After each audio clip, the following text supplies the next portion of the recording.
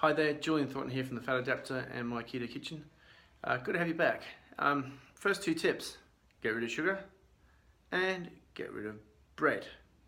So that was a lot easier than I thought it was going to be, eliminating those two things. And you got to understand, a man in his late 40s who's used to eating and drinking the certain way that he does, to suddenly change out of sheer desperacy, it's not easy, right? But I did it.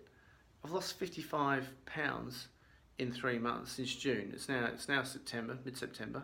So since sort of middle of June, I was doing a little bit of this in May, but I wasn't seriously doing it. You know, I was cheating most of the time, and was able to lose, good 10 kilos just messing around with this. And clearly I needed to, and my body was probably getting rid of water or whatever it was. So the third tip is intermittent fasting, and I'm amazed at how that has become part of my life now. Intermittent fasting is just the way I operate day in, day out now.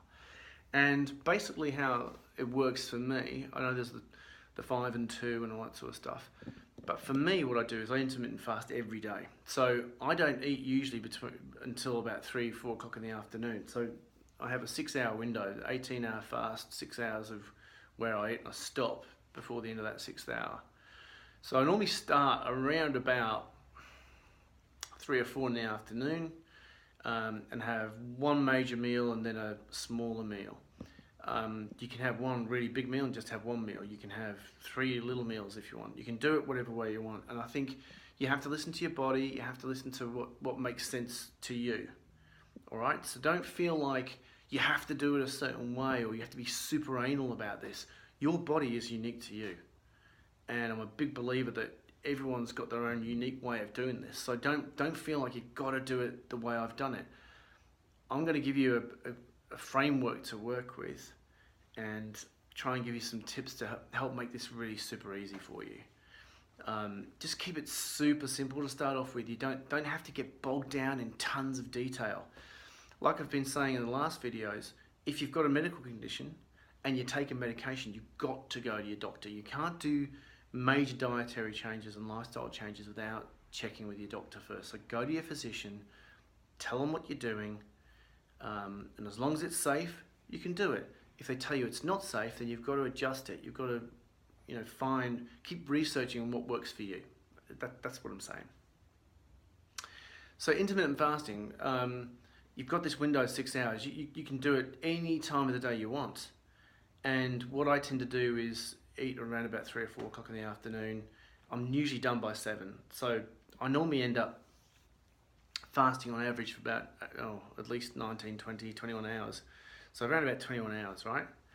So I never thought that this would be something I would do, because I love breakfast, right? I love big breakfast and a good lunch and a good dinner. And this has just become super, super easy. So highly recommend that you do some sort of form of fasting. And in the next few videos, I'll talk to you about a little tweak that I did with fasting that gave me an unbelievable result. So that was really exciting. Took me a few days to believe it, but it happened. So I'll look forward to talking to you about that.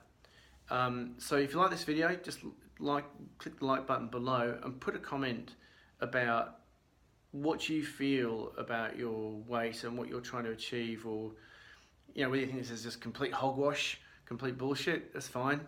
I've had a few people look at me and think, well, that's just really unhealthy what you're doing.